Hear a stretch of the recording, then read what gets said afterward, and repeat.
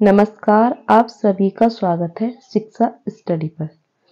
इस क्लास में हम भारतीय संविधान से बनने वाले महत्वपूर्ण प्रश्नों को देखने वाले हैं। प्रश्नों की संख्या 40 है। आप इस प्रैक्टिस सेट को लगाकर अपनी तैयारी को परख सकते हैं कि आपने कितने प्रश्नों को सही किया है। यह प्रैक्टिस सेट नंबर 1 है। अगर आप चैनल पर नए हैं तो चैनल को सब्सक्राइब जरूर कीजिए। तो आइए देख लेते हैं प्रश्न नंबर 1। प्रश्न नंबर 1 है, कलकत्ता में सर्वोच्च न्यायालय की स्थापना किस अधिनियम के द्वारा की गई थी? बताना है कि कलकत्ता में सर्वोच्च न्यायालय की स्थापना किस अधिनियम के द्वारा की गई थी। 1773, 1784, 1781, 1733।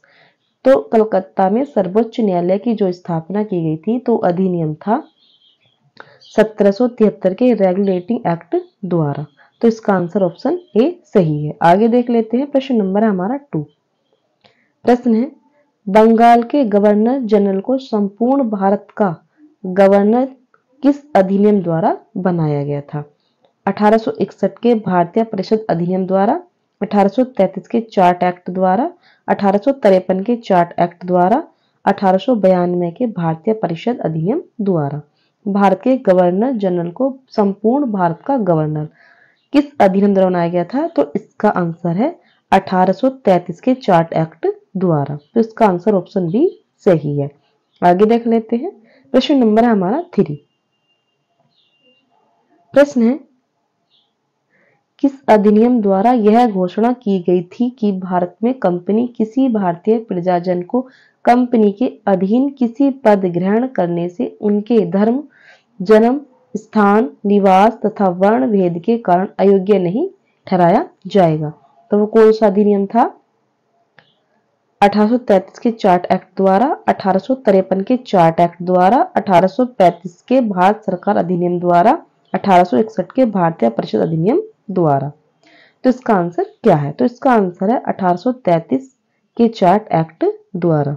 क्या कहा गया था? ये कहा गया था कि किसी भारतीय प्रजाजन को कंपनी के अधीन किसी पद ग्रहण करने से उनके धर्म, जन्म स्थान, निवास तथा वर्ण भेद के कारण अयोग्य नहीं ठहराया जाएगा।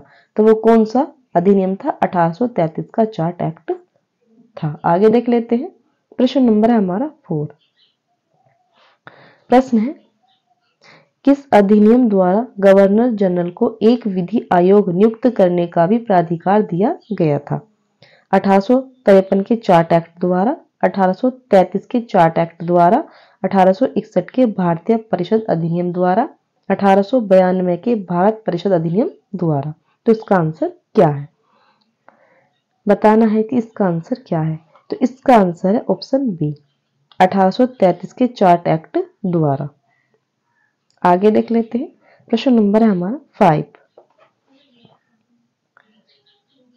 प्रश्न है, भारत के शासन को कंपनी के हाथों से सम्राट को हस्तांतरित किया गया था। बताना है कि कब किया गया था। भारत सरकार अधिनियम 1858 द्वारा, भारतीय परिषद अधिनियम 1861 द्वारा, भारतीय परिषद अधिनियम 1892 द्वारा, भारतीय परिषद अधिनियम 1909 द्वारा। तो इसका आंसर क्या है?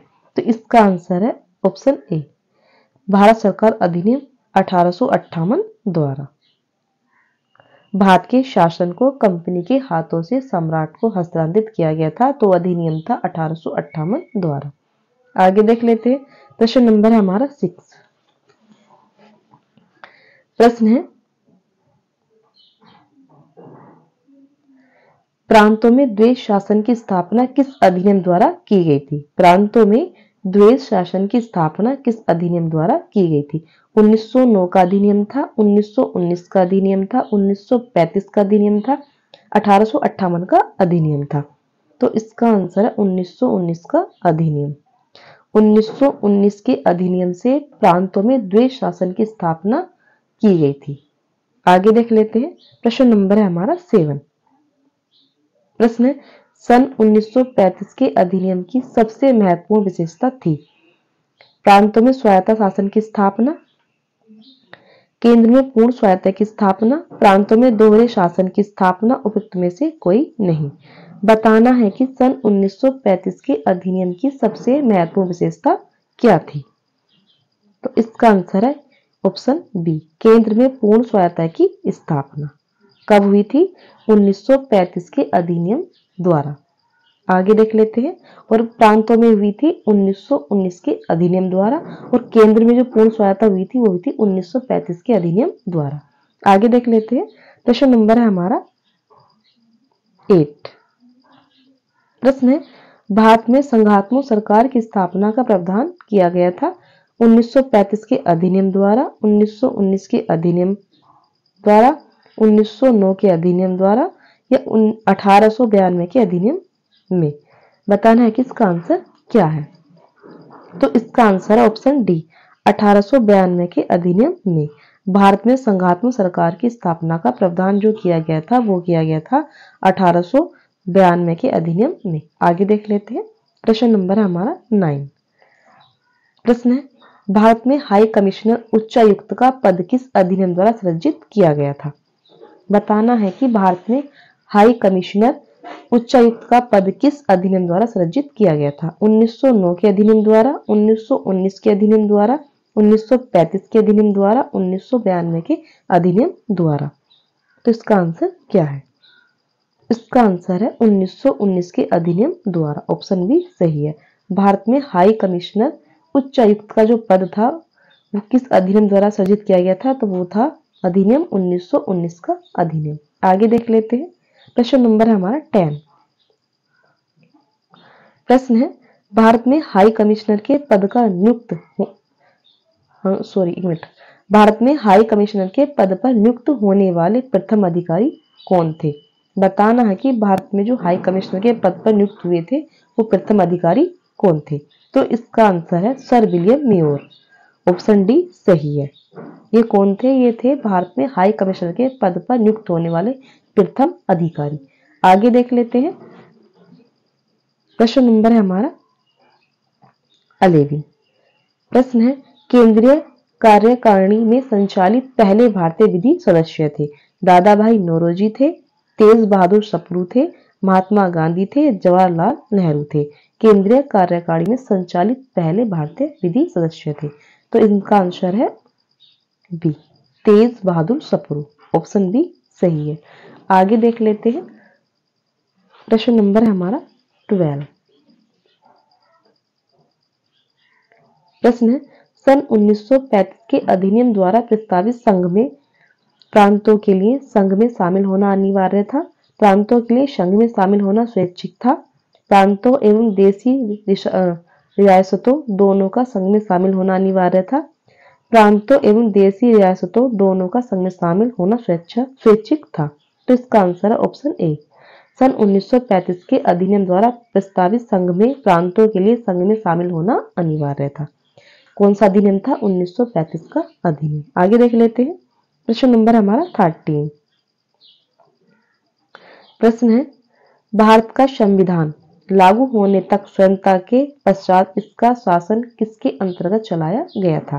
भारतीय नेताओं के परामर्श से कानून बनाकर, इंग्लैंड के संविधान के अनुसार, 1935 के भारत सरकार अधिनियम के अनुसार या माउंटबेटन के परामर्श से। बताना है कि इसका आंसर क्या है। तो इसका आंसर है 1935 के भारत सरकार अधिनियम के अनुसार। ऑप्शन सी सही है। आगे देख लेते हैं। प्रश्न नंबर है हमारा 14। प्रश्न है, भारतीयों को 1947 में सार्वभौम सत्ता सौंपने की योजना किस नाम से जानी जाती है। डूरंड योजना, बेबल योजना, माउंटबेटन योजना या कैबिनेट मिशन योजना। तो बताना है कि इसमें से कौन सा आंसर सही है। इसका आंसर है माउंटबेटन योजना। ऑप्शन सी सही है। भारतीयों को 1947 में सार्वभौमिक सत्ता सौंपने की जो योजना थी वो किस नाम से जानी जाती है? वो जानी जाती है माउंटबेटन योजना। आगे देख लेते हैं। प्रश्न है, भारत में उत्तरादायी शासन की स्थापना के लक्ष्य की घोषणा ब्रिटिश सरकार द्वारा कब की गई थी। तो इसका आंसर है सन 1917 में। भारत में उत्तरादायी शासन की स्थापना के लक्ष्य की घोषणा ब्रिटिश सरकार द्वारा की गई थी 1917 में। आगे देख लेते हैं। प्रश्न नंबर हमारा 17। प्रश्न है, कैबिनेट मिशन योजना के अनुसार संविधान सभा के चुनाव कब संपन्न हुए थे। तो इसका आंसर है जुलाई 1946 में। आगे देख लेते हैं, प्रश्न नंबर है हमारा 18। प्रश्न है, संविधान सभा के सदस्यों का निर्वाचन किस आधार पर किया गया था? जनता द्वारा प्रत्यक्ष निर्वाचन के आधार पर, जनता द्वारा अप्रत्यक्ष निर्वाचन के आधार पर, सम्राट के मनोनयन के आधार पर, या उपरोक्त में से कोई नहीं। तो इसका आंसर है जनता द्वारा प्रत्यक्ष निर्वाचन के आधार पर। ऑप्शन ए सही है। आगे देख लेते हैं, प्रश्न नंबर है हमारा 19। प्रश्न है, संविधान सभा का संवैधानिक सलाहकार किसे नियुक्त किया गया? डॉक्टर बी आर अम्बेडकर को, के टी शाह को, डॉक्टर वी एन राव को, या ए के अय्यर को? इसका आंसर है डॉक्टर वी एन राव को, डॉक्टर वी एन राव को भारतीय संविधान का संवैधानिक सलाहकार नियुक्त किया गया। आगे देख लेते हैं, प्रश्न नंबर है 21। संविधान निर्मात्री सभा में झंडा समिति के अध्यक्ष कौन थे? K M Munshi, J B Kripalani, doctor Bhimrao Ambedkar, Jawaharlal Nehru? तो इसका आंसर क्या है? इसका आंसर है option B, J B Kripalani. J B Kripalani संविधान निर्मात्री सभा में झंडा समिति के अध्यक्ष थे। आगे देख लेते हैं, प्रश्न नंबर हमारा 22। प्रश्न है, देश की स्वतंत्रता के पश्चात संविधान सभा की प्रथम बैठक कब हुई थी? 8 अगस्त 1948 में, 16 अगस्त 1947 में, 31 अक्टूबर 1947 में, 24 दिसंबर 1947 में? तो इसका आंसर है 31 अक्टूबर 1947 में। ऑप्शन सी सही है। आगे देख लेते हैं, प्रश्न नंबर है हमारा 23। प्रश्न है, संविधान सभा द्वारा संविधान को किस दिन स्वीकृति प्रदान की गई थी? 15 अगस्त 1947 में, 15 अगस्त 1948 में, 26 नवंबर 1949 में, या फिर 26 जनवरी 1949 में? बताना है कि इसका आंसर क्या है। इसका आंसर है ऑप्शन सी, 26 नवंबर 1949 में। संविधान सभा द्वारा संविधान को किस दिन स्वीकृति प्रदान की गई थी? 26 नवंबर 1949। आगे देख लेते हैं, प्रश्न नंबर हमारा 24। प्रश्न है, संविधान सभा द्वारा पारित संविधान में कुल कितने अनुच्छेद और अनुसूचियां थी? तो इसका आंसर क्या है? तो इसका आंसर है ऑप्शन डी, 395 अनुच्छेद थे और 8 अनुसूचियां थी। आगे देख लेते हैं, प्रश्न नंबर है हमारा 25। प्रश्न है, संविधान सभा का भारतीय गणराज्य की अंतरकालीन संसद के रूप में आविर्भाव कब हुआ? 26 जनवरी 1949 में, 26 जनवरी 1950 में, 15 अगस्त 1947 में, 24 अक्टूबर 1948 में? तो इसका आंसर है 26 जनवरी 1950 में। आगे देख लेते हैं, प्रश्न नंबर हमारा 26। प्रश्न है हमारा 26। प्रश्न है, भारतीय संविधान को किस दिन अंगीकृत, अधिनियमित और आत्म अर्पित किया गया? बताना है कि भारतीय संविधान को किस दिन अंगीकृत, अधिनियमित और आत्म अर्पित किया गया? तो इसका आंसर है ऑप्शन ए, मिति मार्गशीर्ष शुक्ल सप्तमी संवत 2006 विक्रमी को। आगे देख लेते हैं, प्रश्न नंबर है हमारा 27। प्रश्न है, संविधान सभा का प्रथम अधिवेशन कब प्रारंभ हुआ? 11 दिसंबर 1946 में, 9 दिसंबर 1946 में, 14 सितंबर 1946 में, 8 सितंबर 1946 में? तो इसका आंसर क्या है? इसका आंसर है 9 दिसंबर 1946 में। आगे देख लेते हैं, प्रश्न नंबर है हमारा 28। प्रश्न है, संविधान सभा में किस देशी रियासत के प्रतिनिधि सम्मिलित नहीं हुए? अहमदाबाद, हैदराबाद, जूनागढ़, एक है मैसूर। तो इसका आंसर क्या है? तो इसका आंसर है हैदराबाद। ऑप्शन बी सही है। आगे देख लेते हैं, प्रश्न नंबर है हमारा 29। प्रश्न है, भारतीय संविधान के निर्माण में कुल कितना समय लगा? 2 वर्ष 11 माह 18 दिन, 1 वर्ष 11 माह 18 दिन, 3 वर्ष 11 माह 18 दिन, केवल 11 माह 18 दिन? तो बताना है कि इसका आंसर क्या है। इसका आंसर है 2 वर्ष 11 माह 18 दिन। ऑप्शन ए सही है। आगे देख लेते हैं, प्रश्न नंबर हमारा 30।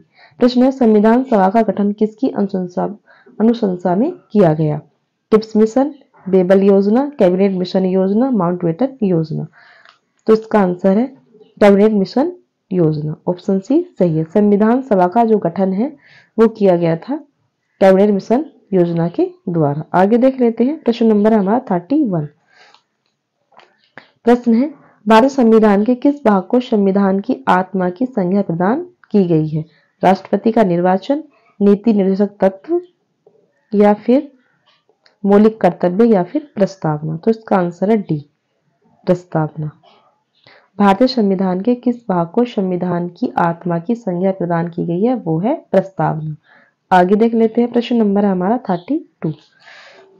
प्रश्न है, मूल संविधान की प्रस्तावना के अनुसार भारत एक है। बताना है कि भारत एक है। संपूर्ण, प्रभुत्व संपन्न, लोकतंत्रात्मक गणराज्य है। तो इसका answer option A, option A सही है। आगे देख लेते हैं, प्रश्न नंबर है हमारा 33। प्रश्न है, 42वें संवैधानिक संशोधन के पश्चात अब प्रस्तावना के अनुसार भारत एक है। बताना है कि भारत एक है।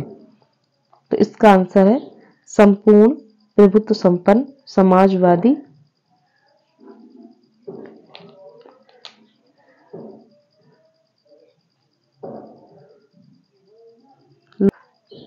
इसका आंसर है ऑप्शन ए, संपूर्ण प्रभुत्व संपन्न, समाजवादी, पंथनिरपेक्ष, लोकतंत्रात्मक गणराज्य। आगे देख लेते हैं, प्रश्न नंबर हमारा 34। प्रश्न है, प्रस्तावना में हम भारत के लोग शब्दों का प्रयोग किया है, उसमें क्या स्पष्ट होता है? संविधान द्वारा अंतिम पुरुषसत्ता भारतीय जनता में निहित की गई है। संविधान निर्माता भारतीय जनता के प्रतिनिधि हैं। संविधान भारतीय जनता की इच्छा का परिणाम है। उपयुक्त सभी। तो इसका आंसर है ऑप्शन डी। आगे देख लेते हैं, प्रश्न नंबर है हमारा 35। प्रश्न है, संपूर्ण प्रभुत्व संपन्न का अर्थ है? तो इसका आंसर है आंतरिक या बाहरी दृष्टि से भारत पर किसी विदेशी सत्ता का अधिकार नहीं। ऑप्शन सी सही है। आगे देख लेते हैं, प्रश्न नंबर हमारा 36। प्रश्न है, भारत एक लोकतंत्रात्मक राज्य है अर्थात? तो इसका आंसर क्या है? भारत एक लोकतंत्रात्मक राज्य है अर्थात भारत एक लोकतंत्रात्मक राज्य है अर्थात भारत में राज सत्ता का प्रयोग जनता के द्वारा किया जाता है। तो इसका आंसर ऑप्शन ए सही है। आगे देख लेते हैं, प्रश्न नंबर हमारा 37। प्रश्न है, भारतीय राज्य का स्वरूप गणतंत्रात्मक, इसका क्या अभिप्राय है? बताना है कि इसका आंसर क्या है। तो इसका आंसर है भारत राज्य का सर्वोच्च अधिकारी भारतीय जनता द्वारा अप्रत्यक्ष रूप से निर्वाचित राष्ट्रपति है। आगे देख लेते हैं, प्रश्न नंबर है हमारा 38। प्रश्न है, सामाजिक न्याय का अभिप्राय है? समाज में व्यक्ति के नाते महत्व दिया जाए, जाति, धर्म, वर्ण, लिंग, नस्ल या अन्य किसी आधार पर भेदभाव नहीं किया जाए, सभी नागरिकों को स्वतंत्रता के साथ समानता प्रदान करना, उपयुक्त सभी। तो इसका आंसर ऑप्शन डी सही है। आगे देख लेते हैं, प्रश्न नंबर है हमारा 39। प्रश्न है, राजनीति न्याय की प्राप्ति के साधन है? तो इसका आंसर क्या? राजनीति न्याय की प्राप्ति के साधन है। तो इसका आंसर है वयस्क मताधिकारी सही है। धर्म, जाति, वर्ण आदि के आधार पर राजनीतिक क्षेत्र। तो इसका आंसर ऑप्शन सी सही है। ए बी दोनों सही है। आगे देख लेते हैं, प्रश्न नंबर हमारा 40। प्रश्न है, आर्थिक न्याय में निम्न में से कौन सी बातें निहित हैं? सभी व्यक्तियों के लिए उनकी क्षमता और योग्यता के अनुसार रोजगार के बदले में भरण पोषण के लिए पर्याप्त वेतन, गंभीर आर्थिक विषमताओं का अंत, डी उपयुक्त सभी। तो इसका आंसर ऑप्शन डी सही है। फ्रेंड्स, ये थे हमारे 40 प्रश्न। आपने कितने प्रश्नों को सही किया है कमेंट्स बॉक्स में जरूर बताएं। अगर आप चैनल पर नए हैं तो चैनल को सब्सक्राइब जरूर कीजिए। धन्यवाद।